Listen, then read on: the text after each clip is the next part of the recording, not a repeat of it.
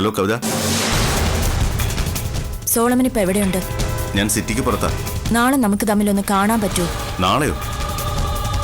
എന്താ കവിത, എന്തെങ്കിലും അത്യാവശ്യ കാര്യമുണ്ടോ? ഉണ്ടെന്ന് വെച്ചോ. സസ്പെൻസ് ഇടാതെ കാര്യം എന്താണെന്ന് വെച്ചാ പറ. ഒരുപാട് കാലമായി സോളമൻ ഒരു ആഗ്രഹം പറയുന്നില്ലേ?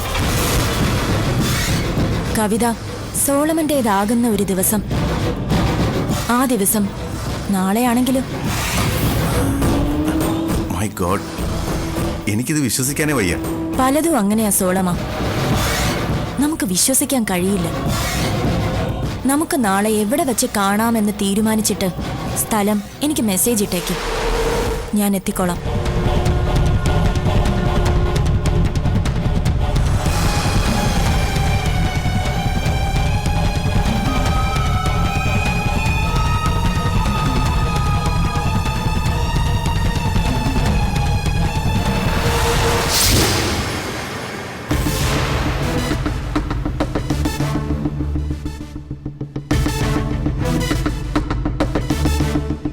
It's a great surprise.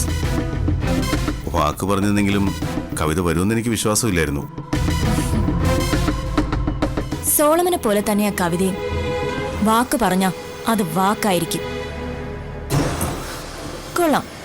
സിറ്റിയിൽ നിന്നൊക്കെ ഒഴിഞ്ഞ് മറ്റാരുടെയും ശല്യമില്ലാത്ത ഇവിടം എനിക്ക് ഒരുപാട് ഇഷ്ടപ്പെട്ടു. കവിതയ്ക്ക് എന്താ കുടിക്കാണ്ടിരിക്കണ്ടേ? Tea or coffee? ഇതല്ലാതെ മറ്റൊന്നും കിട്ടില്ലേ ഇവിടെ? ജ്യൂസോ അങ്ങനെ എന്തെങ്കിലും? ഹോട്ടായിട്ടൊന്നും ഇല്ലേന്നാ ചോദിച്ചത്. Hot? My God, Kavitha drinks ഒക്കെ കഴിക്കോ? ഇല്ല, പക്ഷെ സോളമൻ കഴിക്കുന്നത് കാണാൻ എനിക്ക് വലിയ ഇഷ്ടമാ. കവിതയ്ക്ക് ഇതൊന്നും ഇഷ്ടാവില്ലെന്നാണ് ഞാൻ കരുതിയത്. അല്ല, സ്ത്രീകൾക്ക് പൊതുവെ ഡ്രിങ്ക്സ് ഇഷ്ടമല്ലല്ലോ.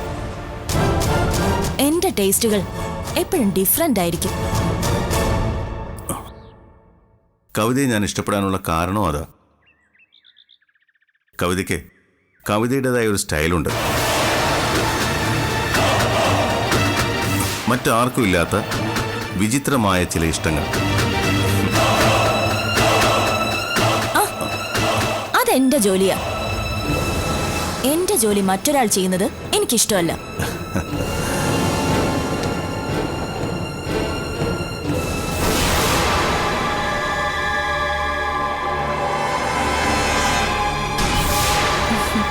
Have it.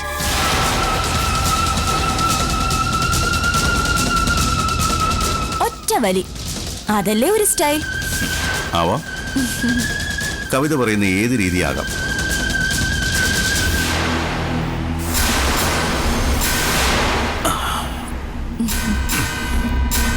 എന്റെ ഡാഡി ഡ്രിങ്ക്സ് കഴിക്കുമായിരുന്നു,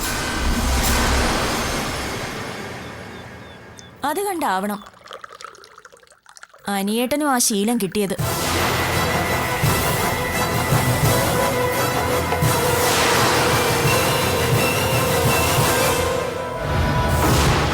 അനിയേട്ടന്റെ പേര് കേട്ടപ്പോ സോളമൻ എന്താ ഒരു ടെൻഷൻ.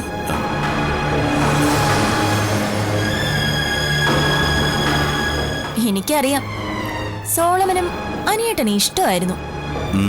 അതെ, അനിയേട്ടന് ഏറ്റവും ഇഷ്ടം എന്നോടായിരുന്നു. ഇങ്ങനെ ഒരേട്ടനും അനിയത്തിയെ സ്നേഹിച്ചിട്ടുണ്ടാവില്ല. ആ ഗ്ലാസിങ് തരൂ.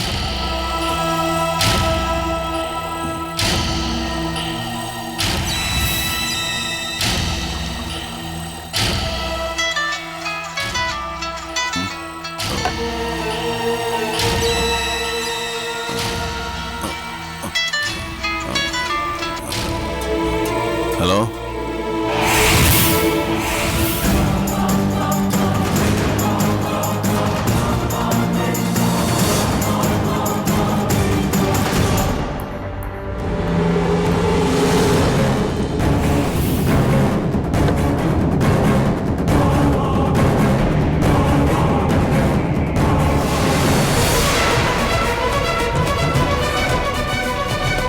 എന്തു പറ്റി? ഹേയ്, എനിക്ക് കുഴപ്പമൊന്നുമില്ല. വേണ്ട കവിത, ഇനി എനിക്ക് വേണ്ട. അതല്ല, എന്റെ അനിയേട്ടന് വേണ്ടി ഒരെണ്ണം. ലാസ്റ്റ് പിക്ക്.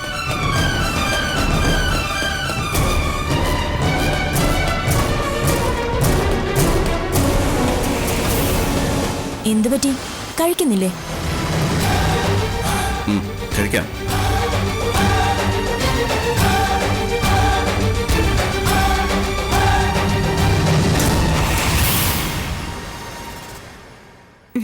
അമ്മ എവിടേക്കെങ്കിലും യാത്ര പോവാണോ? അതെ, ഒരു ദൂരയാത്രയുണ്ട്. ചിലപ്പോ വരാൻ അല്പം വൈകും. എവിടേക്കാ പോകുന്നേ? വേണമെങ്കിൽ ഞാനും ഒപ്പം വരാമേ. വേണ്ട മോളെ, അമ്മ തനിച്ചു പോയിക്കൊള്ളാം. ഇപ്പോഴും പോകുന്ന സ്ഥലം ഏതാന്ന് അമ്മ പറഞ്ഞില്ല. അത് എനിക്ക് പോലും അറിയില്ല. പിന്നെങ്ങനെയാ ഞാൻ പറയുന്നത്? അറിയാത്ത സ്ഥലത്തേക്ക് ആരെങ്കിലും യാത്ര പോവോ അമ്മേ? സ്ഥലം അറിയാവുന്ന ഒരാൾ കൂടിയുണ്ട്. അമ്മ പറയുന്നൊന്നും എനിക്ക് മനസ്സിലാവുന്നതേയില്ല. നീ ഇപ്പൊ ഒരുപാടൊന്നും മനസ്സിലാക്കണ്ട. തിരിച്ചു വന്ന് എല്ലാം വിശദമായിട്ട് ഞാൻ നിനക്ക് പറഞ്ഞു തരാം. ആ പിന്നെ തിരിച്ചു വരുമ്പോ എന്റെ കയ്യിൽ നിനക്കുള്ളൊരു സമ്മാനം ഉണ്ടാവും. നീ ഒരിക്കലും പ്രതീക്ഷിക്കാത്ത ഒരു സമ്മാനം. സമ്മാനം? അമ്മ എന്നെ കൂടുതൽ ആശയക്കുഴപ്പത്തിലാക്കുകയാണല്ലോ. നിന്റെ ആശങ്കകളൊക്കെ എന്റെ തിരിച്ചു വരവിലൂടെ പരിഹരിക്കപ്പെടും. ഇപ്പൊ ഇത്ര മാത്രമേ ഞാൻ പറയുന്നുള്ളൂ. ഒന്നും മാത്രം നീ മനസ്സിലാക്കിക്കോ. നഷ്ടപ്പെട്ടു പോയി എന്ന് നീ കരുതിയതൊന്നും നിനക്ക് നഷ്ടപ്പെട്ടിട്ടില്ല. ഈശ്വരൻ അവ ഓരോന്നായിട്ട് നിനക്ക് തിരിച്ചു തരാൻ പോവാ. ഇനി നിന്റെ ജീവിതത്തിന് ഒരർത്ഥമുണ്ടാവും മോളെ.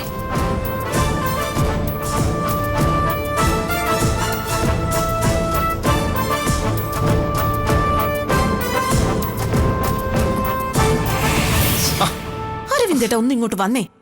ഒരു കാര്യമുണ്ടെന്ന്. എന്താടി? അമ്മ എങ്ങോട്ടോ യാത്ര പോയിരിക്കാം. അതിന് നിനക്കെന്താ? എങ്ങോട്ടാ പോയെന്ന് നമുക്കറിയണ്ടേ? അമ്മ അമ്മയ്ക്ക് ഇഷ്ടമുള്ള സ്ഥലത്തേക്ക് പോകും. പോകുന്ന സ്ഥലം നമ്മളോട് പറയേണ്ടതാണെങ്കിലേ അമ്മ പറയുകയും ചെയ്യും. ഇപ്പൊ ഏതായാലും അമ്മ അത് പറയാത്ത സ്ഥിതിക്ക് നമ്മളത് അറിയാൻ ശ്രമിക്കണ്ട. അയ്യോ, അങ്ങനെയല്ല. അമ്മയും ബാലാമണിയും തമ്മിൽ സംസാരിക്കുന്നത് ഞാൻ കേട്ടതല്ലേ. നീ എന്താ കേട്ടത്? അതാദ്യം പറ. അമ്മ ബാലാമണിക്ക് എന്തോ സമ്മാനം വാങ്ങാൻ വേണ്ടി പോയിരിക്കുവാ. ഗിഫ്റ്റ് കൊടുക്കാൻ ബാലാമണിയുടെ പിറന്നാളോ മറ്റോ ആയോ? ഇത് അങ്ങനെയുള്ള ഗിഫ്റ്റ് ഒന്നും അല്ലെന്ന്. വിലപ്പെട്ട മറ്റെന്തോ ആണ്. വിലപ്പെട്ട മറ്റെന്ത്? അതൊന്നും എനിക്കറിയില്ല. അതുമല്ല, തിരിച്ചു വരുമ്പോ ബാലാമണിക്ക് നല്ലൊരു കഥയും പറഞ്ഞു കൊടുക്കാന്നാ അമ്മ പറഞ്ഞിരിക്കുന്നെ. നീയേ വെറുതെ ഭ്രാന്ത് പറയാതെ പൊടി. ശോ, അരവിന്ദേട്ടാ, സത്യമാന്ന്. ഇതെല്ലാം കൂടി കേട്ടപ്പോഴേ എനിക്കെന്തോ ഒരു വശപ്പശക് പോലെ തോന്നുന്നു. അതെ, ആവശ്യമില്ലാത്ത കാര്യങ്ങൾ ആലോചിച്ച് തല പുണ്ണാക്കാതെ നീ നിന്റെ കാര്യം നോക്കി പോ. ഇപ്പോഴേ നീ ചെന്ന് എനിക്കൊരു ചായ എടുത്തോണ്ട് വാ. പോ. ചിലപ്പോഴേ ബാലാമണിക്ക് എന്തെങ്കിലും അറിയാൻ പറ്റോ? എടി, ഒന്ന് ചോദിച്ചാലോ? ഇപ്പൊ നീ നിന്നോട് പറഞ്ഞത് ചെയ്. പോയി ചായ എടുത്തോണ്ട് വാടി. പോ.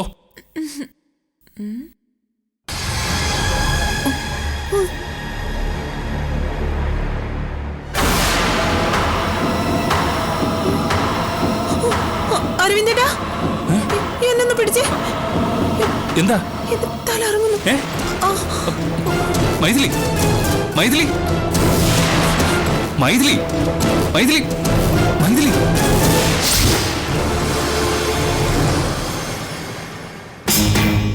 മിനിറ്റ്, കൃത്യം 10 മിനിറ്റ്. ഈ സമയം വരെയും സോളമൻ ഈ പെഗ് കഴിച്ചിട്ടില്ല. അത് ഇനി ഒന്നുകൂടി എനിക്ക് വേണമെന്നില്ല. ഒരെണ്ണം കൂടിയൊക്കെ കഴിക്കാം. വേണ്ട കവിത. സോളമൻ നന്നായിട്ട് വിയർക്കുന്നുണ്ടല്ലോ. അതെയോ?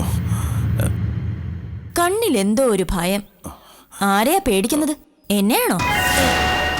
ഞാനെന്തിനാ കവിതയെ പേടിക്കുന്നത്? ഇവൾ പ്രതികാരം ചെയ്താലോ എന്ന ഭയം സോളമൻ ഇല്ലേ? കവിത എന്നോട് പ്രതികാരം ചെയ്യാനോ? എന്തിന്? അനിയേട്ടന്റെ മരണത്തിന് ഞാൻ കണക്ക് ചോദിച്ചാലോ എന്ന ഭയം സോളമൻ ഇല്ലേ? കവിത, എന്റെ അനിയേട്ടനെ നീ എന്തിനാ കൊന്നത്? ഞാൻ ആരും ഒന്നും ചെയ്തിട്ടില്ല. കള്ളം പറയണ്ട. എല്ലാം അറിഞ്ഞിട്ട് തന്നെയാ ഇന്നത്തെ ദിവസം ഞാൻ നിനക്ക് വേണ്ടി മാറ്റി വച്ചത്. അല്ലാതെ നീ എന്താടാ കരുതിയത്?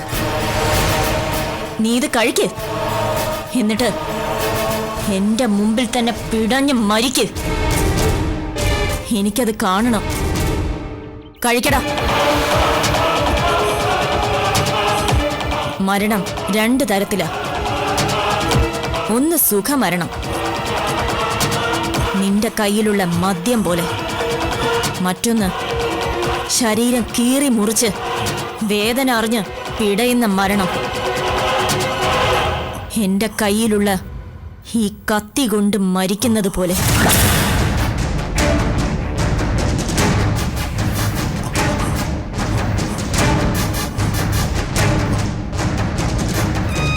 രണ്ടിൽ നിനക്കിഷ്ടം ഏത് മരണമാ?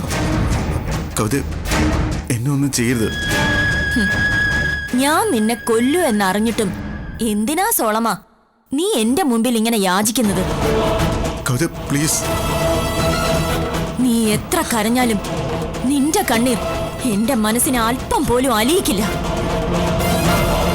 നിന്നെ വേദനിപ്പിച്ച് കൊല്ലണമെന്ന് ഞാൻ ആഗ്രഹിക്കുന്നില്ല. അതുകൊണ്ട് അത് വേഗം കുടിക്കടാ.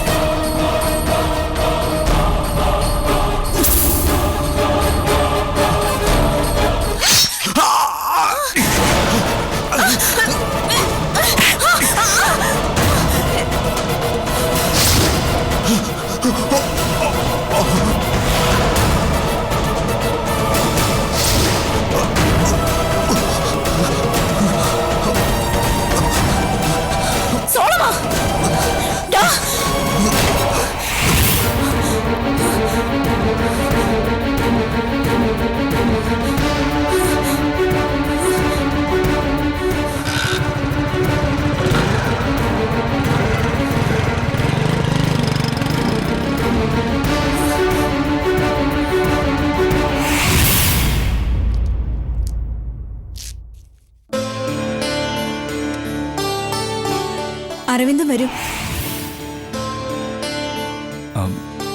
എന്താ പറ്റിയത്? എന്തുകൊണ്ടാ മൈഥിലി കുഴഞ്ഞു വീണത്? ഇവൾക്ക് പച്ചമാങ്ങ കഴിക്കണമെന്ന് വലിയ കൊതി. അരവിന്ദൻ ഇവൾക്കത് വാങ്ങിട്ട് വാ. പച്ചമാങ്ങ?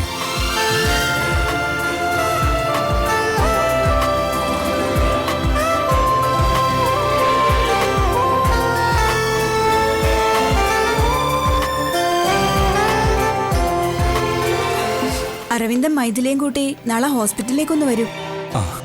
നമുക്കൊന്ന് സ്കാൻ ചെയ്ത് നോക്കിക്കളെ.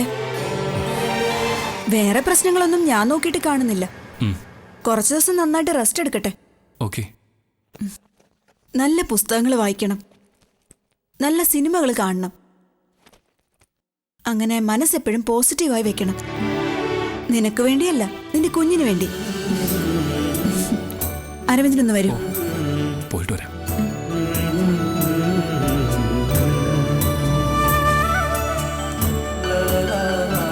നന്നായി ശ്രദ്ധിച്ചോണം. മുൻപൊരു അബോർഷൻ ഉണ്ടായതുകൊണ്ട് ഇനിയും അതിനുള്ള സാധ്യതയുണ്ട്. Take care. ഓക്കെ.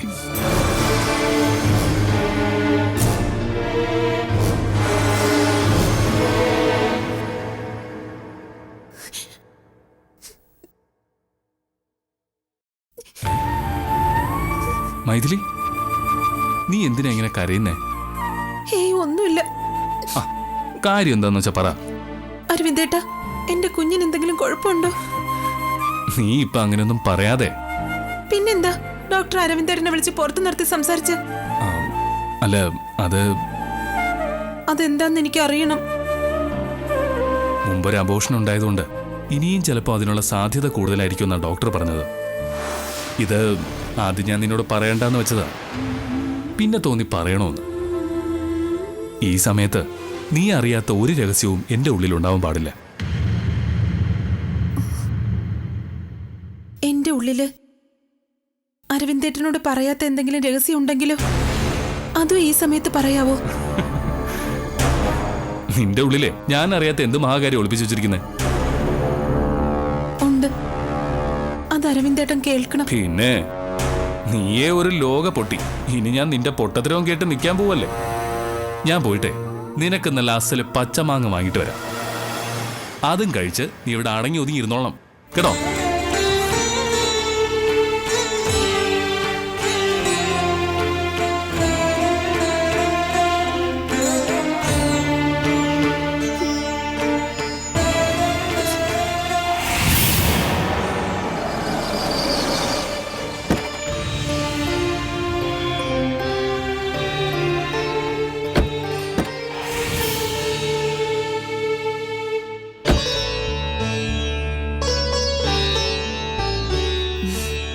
അമ്മ വരൂ.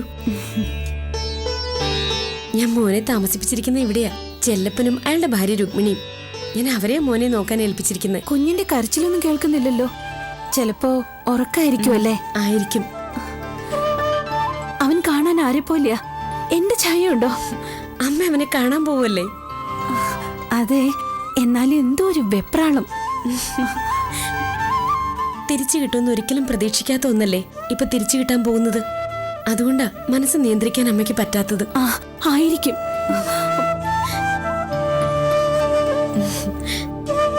ചെല്ലപ്പേട്ടാ, ചെല്ലപ്പേട്ടാ, ചെല്ലപ്പേട്ടാ. നമ്മൾ ഇന്ന് രാവിലെ വരുമെന്ന് അഭിരാമി അവരോട് പറഞ്ഞിരുന്നതല്ലേ? അതെ, പറഞ്ഞിരുന്നതാ. എന്നിട്ട് പിന്നെ അവര് ആ സമയം നോക്കി തന്നെ എങ്ങോട്ടായി പോയിരിക്കുന്നത്? അറിയില്ല, എനിക്കൊന്നും മനസ്സിലാവുന്നില്ല. ഞാൻ അയാളൊന്ന് വിളിച്ചു നോക്കട്ടെ.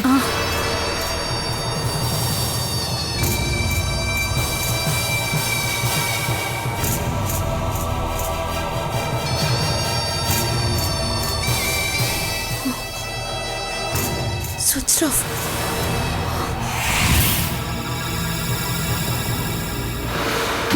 നമുക്ക് ചതി പറ്റിയോ മോളെ? ഇല്ലമ്മേ, ഒരിക്കലും അവരങ്ങനെയൊന്നും ചെയ്യില്ല.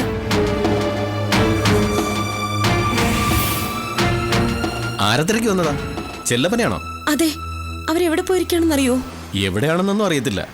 ഇന്നലെ രാത്രി തന്നെ അവർ സാധനങ്ങളൊക്കെ പെറുക്കി കെട്ടി വീടും പൂട്ടി ഇവിടുന്ന് പോയതാ.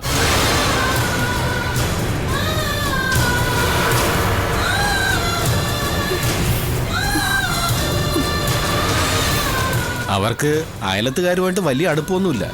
അതുകൊണ്ട് എവിടെയാണെന്ന് ഞങ്ങൾക്കറിയില്ല.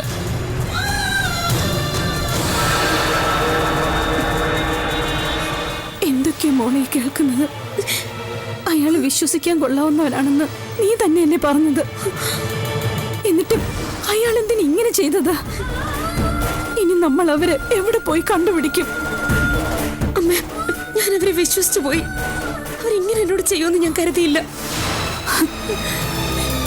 ഇനി ഞാൻ എങ്ങനെ ബാലമണിയുടെ മുഖത്ത് നോക്കും? ഇപ്പൊ അവൾക്കുണ്ടായ നഷ്ടത്തിന് ഞാനും കാരണക്കാരിയല്ലേ? അമ്മ വിഷമിക്കാതെ. എത്ര കഷ്ടപ്പെട്ടിട്ടാണെങ്കിലും ഞാൻ ആ കുഞ്ഞിനെ അമ്മയുടെ കയ്യിൽ തിരിച്ചേൽപ്പിക്കും. എനിക്ക് പേടിയുണ്ട് അഭിരാമി.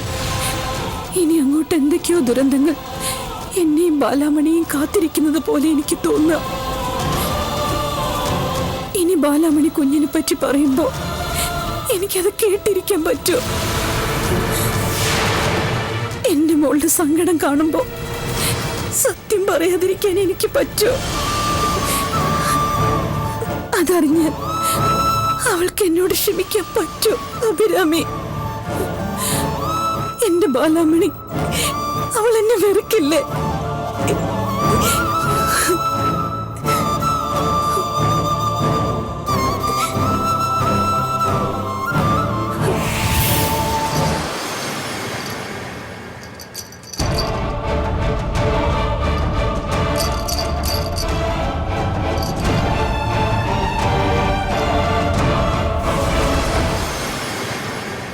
നിങ്ങളുടെ ആരെങ്കിലും ചത്തോ?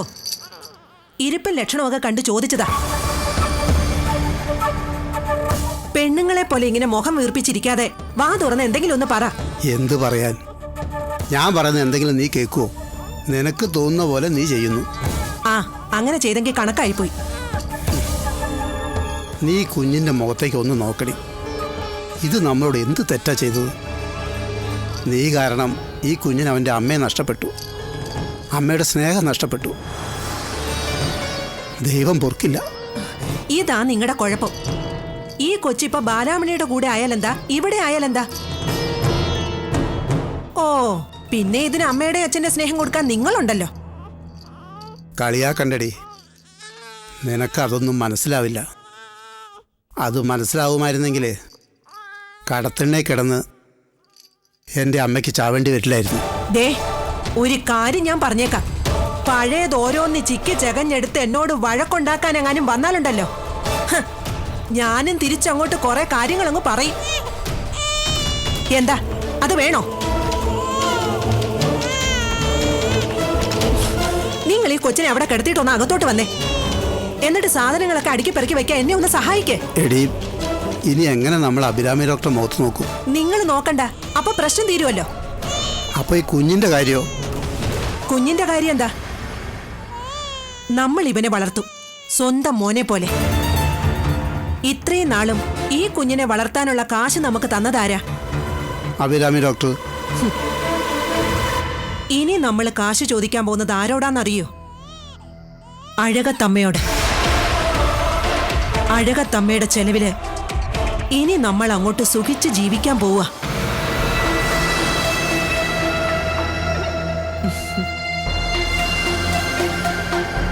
നിങ്ങൾ മുമ്പ് പറഞ്ഞത് ശരിയാണെന്ന് ഇപ്പൊ എനിക്ക് മനസ്സിലായി.